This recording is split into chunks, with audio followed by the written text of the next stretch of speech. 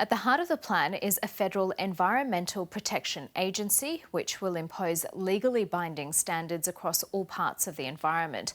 The decision will shift the responsibility from politicians to a legislated body. One of the reasons that we're establishing it in this way is to make sure that it is transparent, that it is answerable to our democracy, that people can see the decisions that are being made and why they're being made and how they're being made, and can have confidence that there is integrity in the system. A tough cop on the beat that is operating at arm's length from government. A traffic light system will also be introduced. For areas marked red, very strong protections will be introduced. The government will also expand the options for how developers can pay compensation for any environmental damage. Currently, the compensation must be like for like. For example, if a koala habitat is cleared, then another habitat nearby has to be protected. Under the proposals, developers would be able to pour money into a standalone fund, which can be used for general environmental protection. The overhaul will also eventually boost protection for native forests. Under the changes, logging native forestry could be impossible in many parts of the country. Australia's environmental law is busted and mistrusted. Our national environmental laws are failing to protect our wildlife and the habitats they depend on. The Australian Conservation Foundation welcomes the Minister's commitment to implement a new National Environment Protection Agency, the first in this country's history, and to strengthen our national environmental standards, to establish new standards that will drive this law forward to protecting the environment. Professor Graeme Samuel authored the review that brought in these changes. He says there are a number of parties who should be satisfied by the planned reforms. We've waited so long for this, but don't worry about my view. Think of those that contributed to the review itself: academics, scientists, business, farmers, conservationists, First Nations people.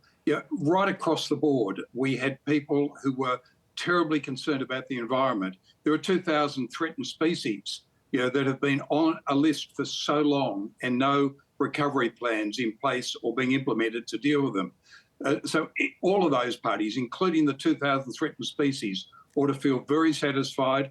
And I've got unqualified admiration and respect and appreciation for what the Minister has done in the response to the review. What will the establishment of a federal environmental agency make? It's very important not only to ensure that what we have is independent enforcement of the environment laws, but also to oversee the accreditation process that's proposed in the Minister's response. It's an accreditation process that will facilitate more efficient decision-making in respect of applications for developments and the like that have an impact on the environment.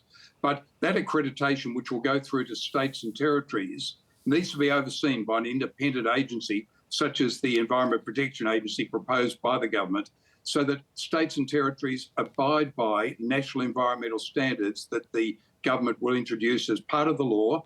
And those environmental standards will ensure that the right level of environment protection, of biodiversity conservation, is put in place and cannot be allowed to be compromised by some of the other tensions that apply in this area. Tensions such as mining royalties, political issues and the like. The Minister has properly said this Environment Protection Agency will be completely independent of government and of politics. Okay, you talk about tensions there. One of the criticisms of your review is that it doesn't include a climate trigger, a mechanism which would force regulators to take account of emissions when approving projects. Why didn't your review include that, and would that be a logical next step? Well, I think there's two comments to make. The first is that the view I took was that climate was such a complex issue. It was dealt with by a different minister, by a different department, and has different laws. And so it seemed to me that that was the better place for these to be dealt with. But, and this is the important but, recommendation 2 of my review recommended that all applications for development, for mining, whatever might be, needed to be subject to a complete transparent disclosure of the impact on carbon, carbon sink, carbon sequestration, and what steps were to be taken by the proponent of the development to mitigate that impact. Now, that recommendation has been adopted by the Minister. Transparency is a very important element here, and one could contemplate that those sorts of issues will be taken into account in determining environmental approvals. Graeme Samuel, very quickly, because we're running out of time, your review recommended federal powers of approval be handed to the states, but that was rejected by the Environment Minister. Was that political in your view, given that transfer of responsibility was in line with a long-held coalition policy? Well, I think that what's happened is that the Minister has said that some elements of accreditation will take place, but, and this is very important, they'll be subject to oversight by the Environment Protection Agency, and as well will be subject to the disciplines that are imposed by national environmental standards. Graeme Samuel, really appreciate you taking the time to speak to us. Thank you.